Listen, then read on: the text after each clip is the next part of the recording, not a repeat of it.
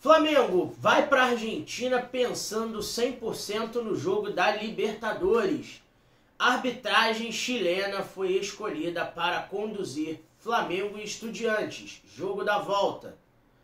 Quem passar de Flamengo e Estudiantes já tem oponente definido nas semifinais. Apanhado geral do Campeonato Brasileiro e do Mundial de Basquete, onde a participação do Flamengo foi, no mínimo, abaixo do esperado. Fala, galera boa! Aqui é o Dieguinho Fly, esse é o canal RD Flanúvel e você é mais do que bem-vindo. Então, de antemão, já peço a vocês para deixar aquele like esperto, dar aquela moral, se inscreve no canal se ainda não for inscrito, ativa o sino das notificações para você não perder nada, comenta, compartilha, hypa. E já peço desculpa por conta do tempo que a gente ficou aqui inativo. Meu pai e minha mãe, graças a Deus, estão se cuidando, né, pai? Deram uma pausa para cuidar da saúde, então não tinha tempo para ajudar, né, pai? Muito. Então, galera, ó, cuida da saúde, que é importante. Meu pai tá aí, ó, com 61, só o joelho dando uma incomodada, mas o resto tá tudo certo. Mamãe com 55, mas tem o quadro de diabetes, de hipertensão. E todos dois estão fazendo o que é correto.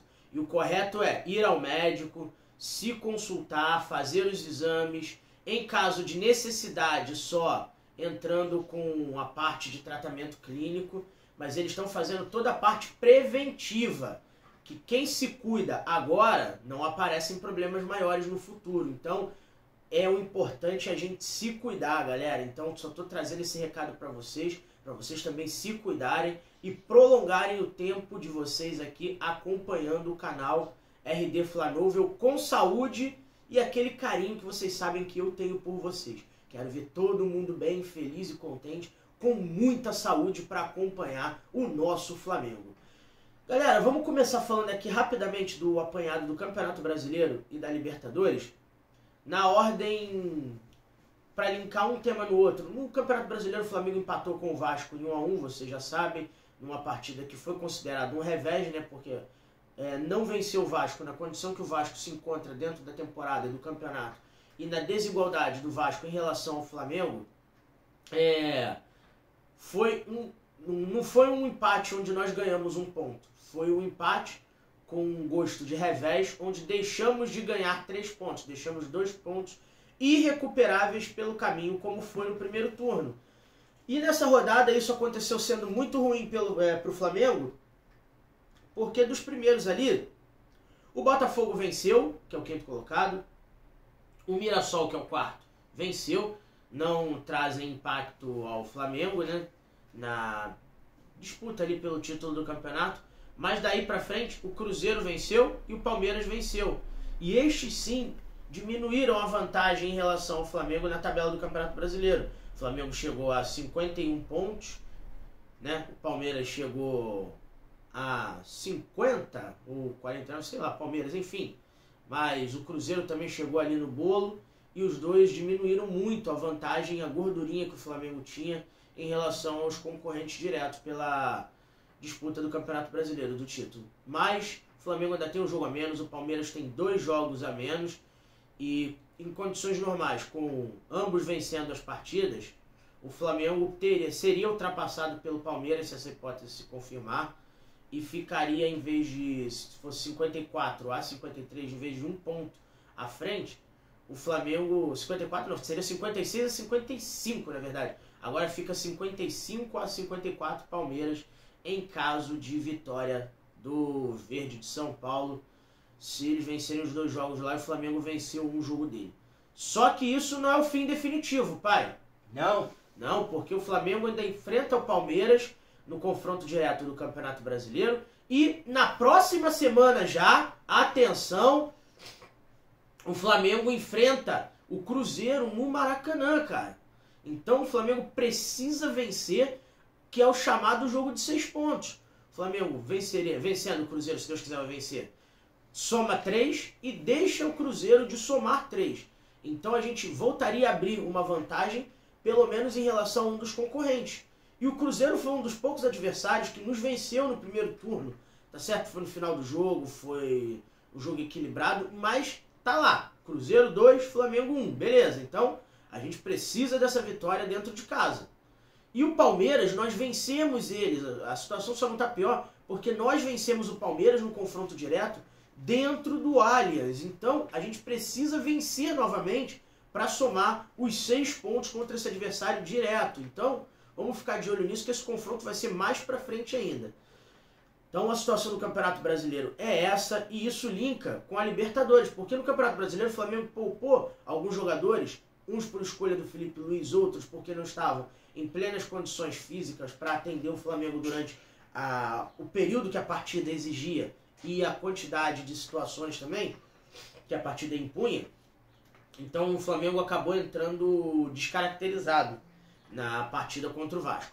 Agora na partida com o Estudiantes, que foi o 2-1 de quinta-feira, que eu não gravo para vocês desde sexta, por conta das questões que eu já falei anteriormente, o Flamengo venceu com a anuência de Andrés Rojas, árbitro colombiano, com a anuência dele e algumas situações, no mínimo complicadas, né, para falar de uma linguagem correta aqui, para não ser injusto, que a gente não pode ser injusto, né, pai? E também não pode fazer com que a instrumentação legal se volte contra a gente. A situação é a seguinte, galera. Foram 2 pênaltis não marcados. O cartão vermelho não é dado ao Plata, felizmente revertido pela Conmebol de maneira errônea, irregularidade no gol do Estudiantes e outras questões de critério de aplicação de faltas, cartões em excesso para o Flamengo, para o Estudiante a conivência, né? E a gente precisa ficar de olho porque isso vai linkar com o que vai acontecer na quinta-feira, também conhecido como depois de amanhã. Já sabe quem apita, pai? Não. É o Piero Mazza, o chileno, que vai apitar Flamengo e Estudiantes na quinta-feira, o jogo da Argentina. Então, galera, vamos ficar de olho, porque esse árbitro, que é razoável, né, para bom, falei isso do Andrés Rojas e fui cobrado com justiça, mas eu não entro em campo para apitar, é que ele não tinha errado como errou no último jogo com o Flamengo, então fica aqui o registro. O Piero Mazza não tem nenhum registro em jogos do Flamengo, que eu me lembre, de erros complicados que mudem o panorama da partida. Mas tem erros do Piero Mazza a favor do Estudiantes nas oitavas de final dessa Libertadores, e é essa questão, galera. A gente precisa ficar de olho, ficar em cima, a opinião pública também, para que não aconteça o que aconteceu no jogo de ida e nem nas oitavas de final da Libertadores, onde amplamente o Estudiantes La Plata foi auxiliado por forças externas ao campo de jogo, porque a arbitragem não é de campo, é externa ao campo, no caso. Dentro de campo é quando é só 11 contra 11 ali, né? Então, enfim, é isso. Para esse jogo do Flamengo com o Estudiantes na quinta-feira, lembrando que a bola rola às 21h30, horário de Brasília, e o Flamengo tem a vantagem do empate para essa partida. O Flamengo venceu aqui por 2-1, poderia ter sido muito mais, pelo que o Flamengo deixou de produzir, deixou de aproveitar as chances criadas. O Jorginho, que dá equilíbrio a esse meio-campo titular do Flamengo, está de volta para essa partida e deve formar a trinca de titulares no principal setor do campo rubro-negro, ao lado de Saúl e ao lado de Arrascaeta. Por outro lado, galera, nos relacionados, o Michael, o maior salário do elenco rubro-negro, com cerca de 2,5 milhões de reais em recebíveis mensais, não foi relacionado à partida e não vem sendo aproveitado já há muito tempo. Outro que aparece na relação, depois de algum tempo aí, é o Juninho. Juninho, que veio do Karabag Agdan, do Azerbaijão, e agora volta a aparecer aí para figurar no banco de reservas rubro-negro, bem como o Wallace Ian, que foi retirado do banco de reservas por causa dos jogadores excedentes, pelo técnico Felipe Luiz no jogo com o Vasco no domingo. Então, de arbitragem para essa partida é isso. O Flamengo já está na Argentina desde ontem, já vai treinar hoje em solo portenho, né? Então vamos ficar de olho no que vai acontecer. E o time titular não deve ter muitas mudanças além daquilo que a gente prevê para os times das Copas, os jogadores principais, que é aquilo: Rossi, Varela, Léo Ortiz, Léo Pereira, e deve ter a volta do Alexandro ou a entrada do Matias Vinha, né? Para esse tipo de jogo. O Ayrton Lucas, eu acho que, ao meu ver, não é o elegível para essa partida, né? Aí vem Jorginho, Saúl, Arrascaeta, Plata ou Luiz Araújo, que ainda pode ter, apesar da nota da Conmebol, retirando o cartão vermelho do Plata, uma insegurança jurídica por parte do Flamengo. Pode entrar com o Luiz Araújo ou até mesmo Bruno Henrique, Pedro e Samuel Lino. Bom time, dá pra gente vencer lá. O Flamengo precisa focar no campo e na bola, sem se deixar influenciar pela pressão da torcida, da arbitragem, da imprensa, dos jogadores argentinos.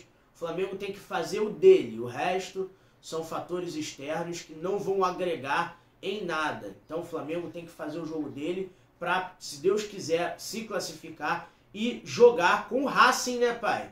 Sim. Racing se classificou ontem, vencendo novamente o Vélez Sarsfield no confronto argentino, e o Racing é o oponente de Flamengo ou de Estudiantes numa possível semifinal, se Deus quiser, vai ser o Flamengo de Libertadores da América. Os outros jogos dessa fase, o Palmeiras joga hoje contra o River Plate em casa, o Palmeiras venceu em Núñez por 2-1, e o São Paulo amanhã também jogando em casa, vai jogar com a LDU de Quito, equipe equatoriana, que venceu o tricolor paulista por 2-0, jogando na altitude, tá? Da capital do Equador.